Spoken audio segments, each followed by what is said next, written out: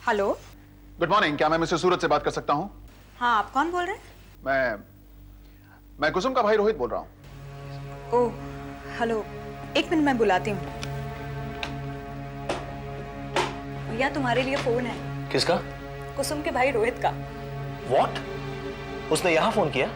Maybe he wants to talk to you about Kusum. All the best.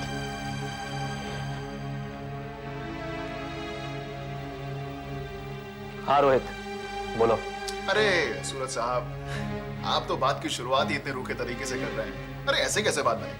अब कौन सी नई बात बनाना चाह रहे हैं आप लोग? चुप क्यों हैं? जवाब दीजिए। छोटी दिवाली वाले दिन की घटना तो याद होगी आपको, या उसे भी भूल गए आप? Calm down, मिस्टर सूरज।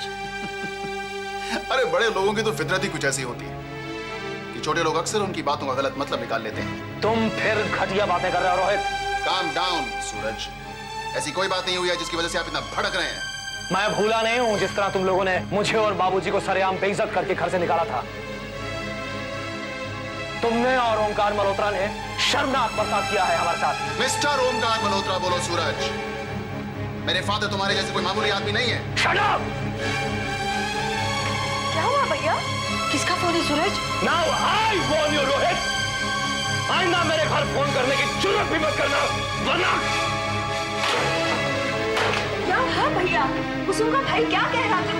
कुसुम के भाई का फोन था, मगर उसने तुझे फोन क्यों किया? अरे क्या बात है, आज समस्त परिवार टेलीफोन के पास जमा है। कुसुम के भाई का फोन आया था। क्या?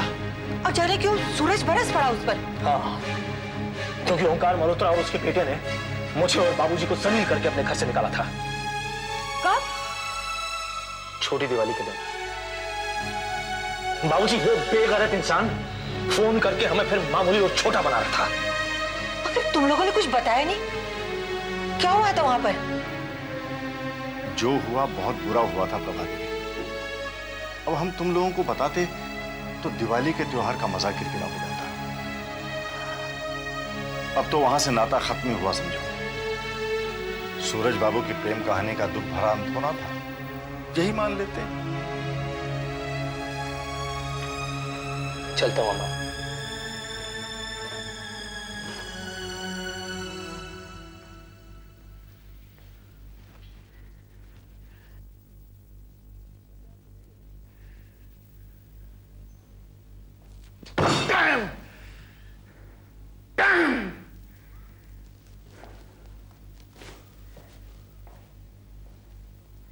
What is the matter, Rohit? वो 2 कौड़ी का आदमी, वो तेजस्विनी का भाई। मैंने फोन किया था उसको। I just wanted to make peace with him, that's all. और वो पता नहीं फोन पर क्या नाप शनाप बोलता चला गया मुझको। लेकिन तुमने फोन क्यों किया था? डैड, मैं सिर्फ एक बार इस किस्से को खत्म कर देना चाहता हूं। That's it. For once and for all. या तो वो पैसा लेकर हमारी फैक्ट्री की फेवर में रिपोर्ट बनाए, नहीं तो मैं उसकी आवाज को भी खामोश कर दूंगा। रोहित, बंसी की विधवा और उसकी बेटी को रास्ते से हटाना मुश्किल नहीं था, लेकिन सूरज के बारे में ऐसा कभी मत सोचना, खासकर अब जब तुम जान गए हो कि तुम्हारी बहन ने उसे अपने दिल में बसाया है। Have to think differently. What? Wait a minute. आप कहीं कुसुम का रिश्ता सूरज के साथ जोड़ने की तो नहीं सोच रहे हैं? बिजनेस के कई सौदे इंसानी रिश्तों की बुनियाद पर बनाते हैं रोहित। अगर बिजनेस में मुनाफा कमाना है तो किसी भी तरकीब को नजरअंदाज मत करो, समझे?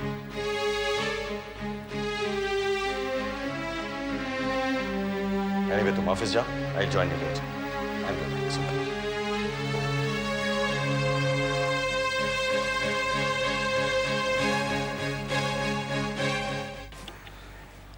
लग गया। आप बात करेंगे? तू ही बोल दे। जरा फोन तो सुन लो। हेलो, नमस्कार तेजस्विनी जी, हम मितवा बोल रहे हैं निर्मल बाबू के यहाँ से। मैं तेजस्विनी की माँ बोल रही हूँ। नमस्कार बहन जी, कैसी हैं आप? वो निर्मल बाबू बात करना चाहते हैं प्रभु दयाल जी से। बुलाती हूँ। आप ही बात कीजिए।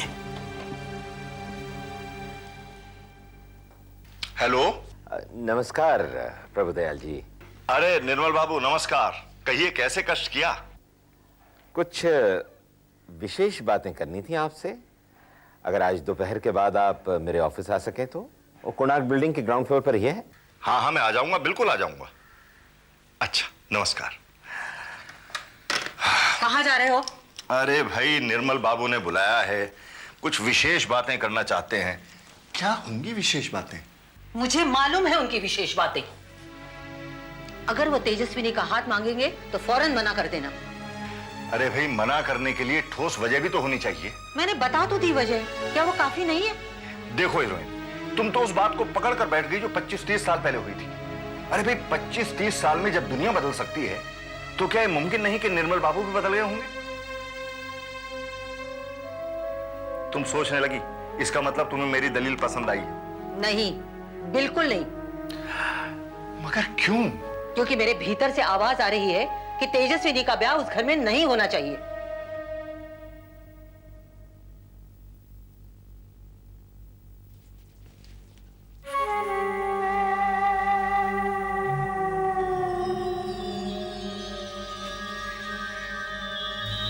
सलाम।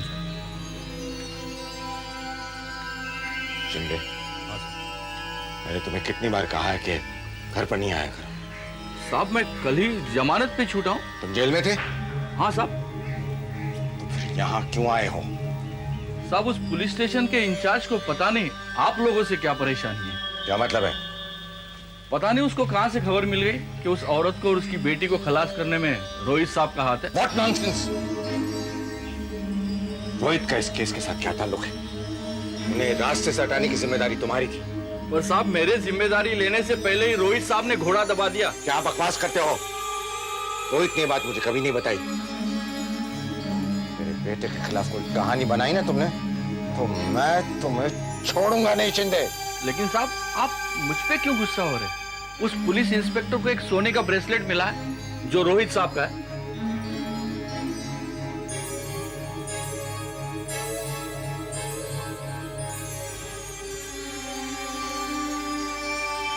कहां से मिला वो ब्रेसलेट? ये मिला तो मेरे ही घर से, मगर मैंने उसे उस औरत की लाश के पास से उठाया था। रोहित साहब से घोड़ा दबाते वो गिर गया होगा।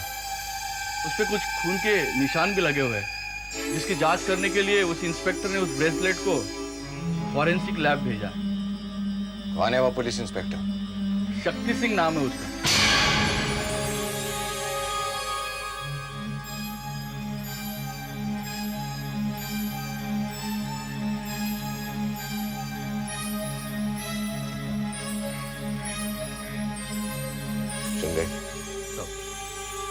रोहित को गोली चलाते हुए तुमने देखा है? हाँ साहब, लेकिन साहब ये बात किसी को नहीं मालूम।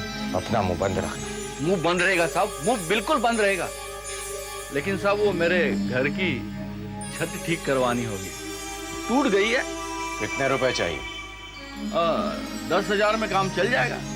बाद में मौसम फिर खराब होगा, फिर से ठीक करवानी होगी आप ही को। ठीक है, कल ऑफिस आकर ले जाना। अच्छा साहब। वैसे साहब उस पुलिस इंस्पेक्टर का तबादला कहीं बाहर करवा दीजिए, वरना वो सिर दर्द बन जाएगा हम सभी के लिए। इसकी फिक्र तुम मुझ पर छोड़ दो, मैं सब संभाल लूंगा।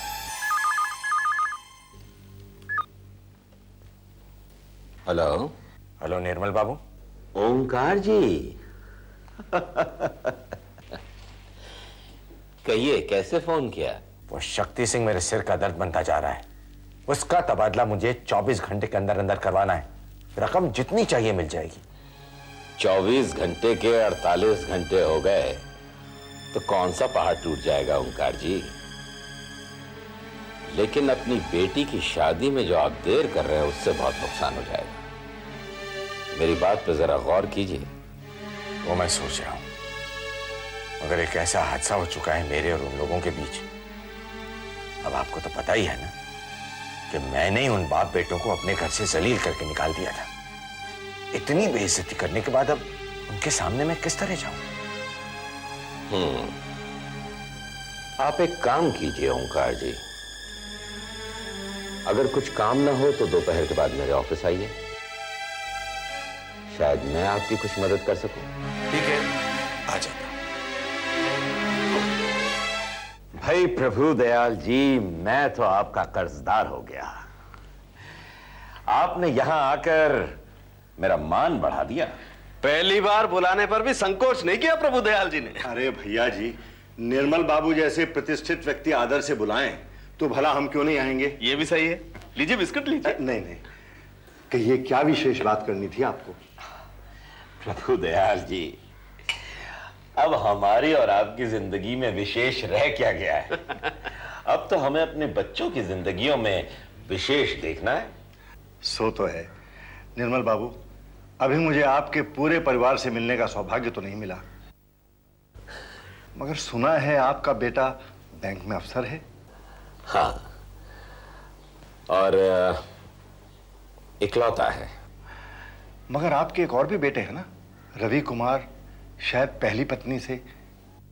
बस वही एक दाग है हमारे निर्मल बाबू के चांद जैसे व्यक्तित्व में, मगर अब निर्मल बाबू ने उसे जायदाद से बेदखल कर दिया है। प्रभु दयाल जी, मेरी सारी जायदाद का मालिक अकेला मेरा बेटा शशि कुमार है। बड़ा सुशील और संस्कारी लड़का है। जरूर होगा, प्रतिष्ठित व्यक्ति के संतान होने का सौभाग्य हर किसी को नहीं मिलता निर्मल बाबू। और तेजस्विनी जैसी विद्वान और गुणी लड़की के पिता होने का सौभाग्य भी हर किसी को नहीं मिलता। एकदम खरी बात कही आपने निर्मल बाबू। पिछले जन्म में मैंने जरूर पुण्य के काम किए होंगे, जो इस जन्म में मुझे तेजस्विनी के पिता होने का सौभाग्य प्राप्त हुआ। मैं अंदर आ सकती हूँ? तेजस्विनी, आओ। बड़ी लंबी उम्र है तुम्हारी। मैं और प्रभु दयाल जी अभी तुम्हारे बारे में बात कर रहे थे। बाबूजी, आप यहाँ कैसे? अरे बेटी, निर्मल बाबू ने मुझसे यहाँ आकर मिलने की इच्छा व्यक्त की, मैं चला आया। फिर मैं ज्यादा देर नहीं रुकूंगी। निर्मल बाबू, देवेंद्र जी ने मुझे लेक्चरर वेलफेयर एसोसिएशन का कार्यभार सौंपा है। आपको तो पता ही है, इसलिए फाइल लेकर आई थी। इसमें पहली बार मैंने कुछ सुझाव रखे हैं, इसलिए खुद आकर देना ठीक समझा। अगली बार खुद आकर आपको डिस्टर्ब नहीं करूंगी। अरे भाई, यहाँ आने का कोई भी अवसर व्यर्थ मत जाने देना, वरना हमारा तो बड़ा नुकसान हो जाएगा। आज की नई जनरेशन के साथ बात करके ही तो हमारी पुरानी पीढ़ी अपने आप को नई जनरेशन के अनुरूप ढाल सकती है। क्यों प्रभु दयाल जी? बिल्कुल। वाह निर्मल बाबू, कितने सुंदर विचार हैं आपके, कितनी सुंदर भाषा है आपके पास। अब तो आपने भी सुन लिया ना बाबूजी, शब्दों के जादूगर हैं निर्मल बाबू। मगर आपने भी कमाल की टक्कर दी है निर्मल बाबू को। अकेली आप हैं जो इनके सामने खड़ी रह सकती हैं। और इसीलिए प्रभु दयाल जी, मैं ये चाह रहा हूं कि आप अपनी लड़की की शादी हमारे लड़के के साथ कर दें। यही विशेष बात करनी थी आपसे। मेरी तरफ से तो पक्का समझिए निर्मल बाबू, लेकिन एक बात तेजस्विनी की माताजी से सलाह करनी होगी। उन्हें थोड़ा सा एतराज है। कैसा एतराज? वैसे तो एतराज आप तो जानती हैं, महिलाओं का व्यवहार एक जैसा होता है, लेकिन वो अपनी बेटियों की शादी की सोचकर घबरा जाती हैं। आपका मतलब है वो कोई अड़चन डाल सकते हैं? अड़चन तो वो नहीं डालेंगी। हाँ, ये है कि बेटे की शादी पहले हो, ऐसा कह सकती हैं।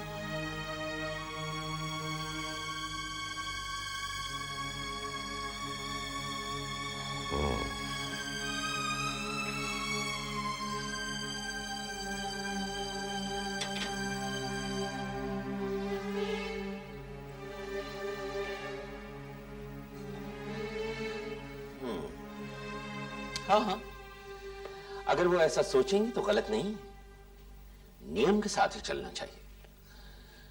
मगर मैंने तो सुना है कि हमारे मित्र ओंकार मल्होत्रा की बेटी के साथ आपके लड़के की बात चल रही है। अरे, आपसे किसने कहा? खुद ओंकार जी ने कहा, और वो कुछ परेशान से भी थे। कह रहे थे कि पता नहीं उनसे कैसे ऐसी गलती हो गई कि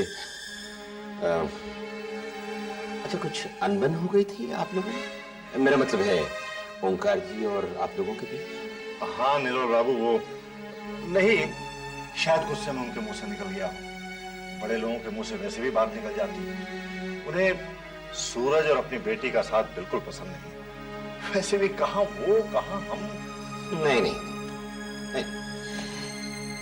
शायद वो अपनी बेटी के हृदय की भावनाओं को समझ सके, और जब उन्हें बात समझ में आई तो उन्हें पछतावा भी।